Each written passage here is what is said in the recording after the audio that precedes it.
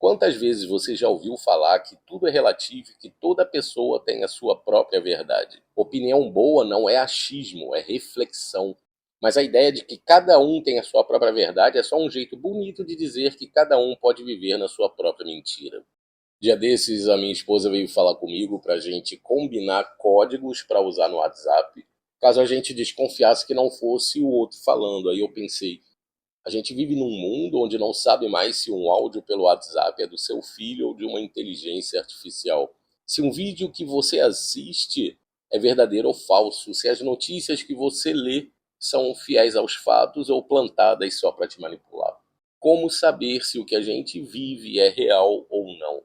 Eu conheço gente que criou um personagem e passou a acreditar nisso piamente. Tem gente que conta cada história que eu penso, não é possível, ele realmente acredita nisso que ele está falando, tamanha convicção com que ele fala. Ele não está só mentindo para os outros, ele mente para ele mesmo. Seria muito bom se a gente vivesse num mundo em que não tivéssemos cercados de mentiras, mas como isso não é possível, a gente tem que pelo menos saber distinguir o que é real e falso. Eu gosto de dizer que a primeira versão do filme Matrix foi escrita há mais de 2000 anos por um filósofo chamado Platão. Porque tanto o filme quanto a história de Platão tratam do mesmo assunto. Afinal, o que é realidade e o que é ilusão? No começo das histórias, tanto Neo quanto Sócrates, que Platão chama apenas de o filósofo, eles estavam presos e não sabiam que viviam numa prisão. Aqui a gente já aprende uma coisa. Estar preso em uma mentira pode não doer tanto se você não souber a verdade, mas no fim ela sempre vem à tona. E o homem, por essência, odeia a prisão e ama a liberdade tanto quanto odeia a mentira e valoriza a verdade. Até no mundo do crime é assim. Lá não se mente, não se engana facilmente porque o castigo é cruel.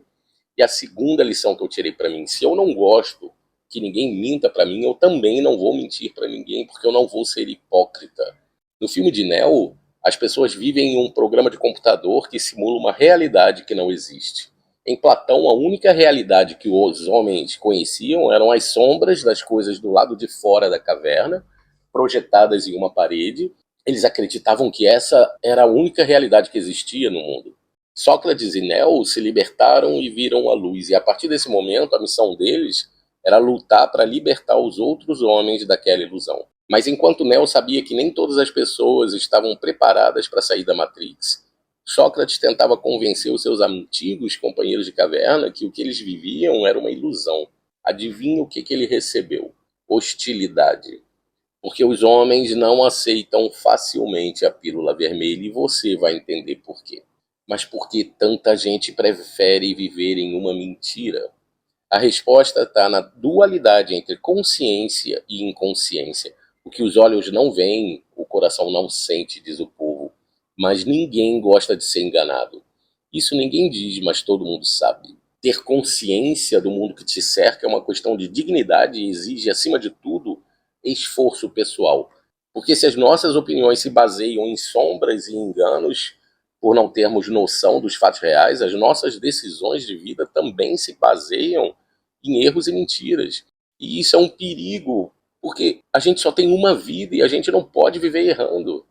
A alegoria da caverna de Platão, como o filme Matrix, fala justamente sobre esse despertar de consciência. E veja, hoje em dia a gente tem um excesso de informações que muitas vezes são informações falsas ou superficiais. São sombras numa caverna.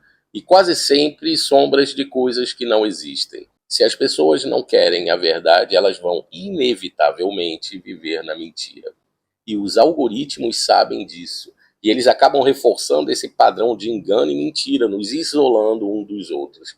Você já ouviu a expressão romper a bolha digital?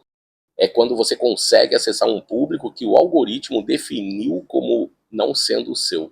Porque o objetivo dele é nos isolar em bolhas de opiniões e gostos, reforçando as nossas próprias visões de mundo. Câmaras de eco, elas reproduzem a nossa própria voz, você já parou para pensar nisso?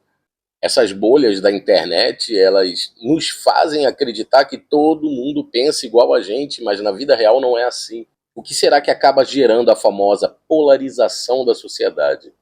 E tem um ponto que complica ainda mais essa história. A distinção entre o que é verdadeiro e o que é ilusão tem como base fundamental a sua relação pessoal com a verdade e com a mentira. Eu explico. Quantas vezes você já ouviu falar que tudo é relativo e que toda pessoa tem a sua própria verdade? Essa noção moderna de que a verdade absoluta não existe, mas que é uma construção social, já por si só dificulta qualquer tipo de libertação de Matrix. Mas a ideia de que cada um tem a sua própria verdade é só um jeito bonito de dizer que cada um pode viver na sua própria mentira. Aí a gente tem o famoso eu acho.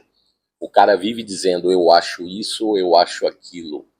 Eu vou te contar uma coisa, você só acha aquilo que você perdeu ou que você nunca teve. A verdade não se acha, ela se descobre. Opinião boa não é achismo, é reflexão. Por isso eu sempre digo que todas as pessoas deveriam ler Platão, porque a primeira coisa que você aprende é que você não sabe nada de nada e ainda assim pensava que sabia de tudo. E quando você percebe isso, você deixa de ser arrogante e passa a ter sede pela verdade. Isso faz com que você comece a refletir ao invés de apenas repetir coisas sem pensar sobre elas. O caminho para fora da caverna e da Matrix é o pensamento crítico, a busca pela verdade. Se você não tem esse desejo, vai ter que viver nas sombras. Então o problema não são as redes sociais, como muito se fala, ou nem o algoritmo em si. O problema está na maneira como você se comporta diante disso tudo. Mas se a verdade liberta o homem, como disse Jesus, por que tanta gente resiste à pílula vermelha? É aí que começa o próximo problema. No segundo vídeo dessa série, eu quero falar sobre os mecanismos psicológicos que nos prendem nessa ilusão e entender por que a maioria prefere o conforto da mentira. A gente se vê no próximo vídeo, se Deus quiser.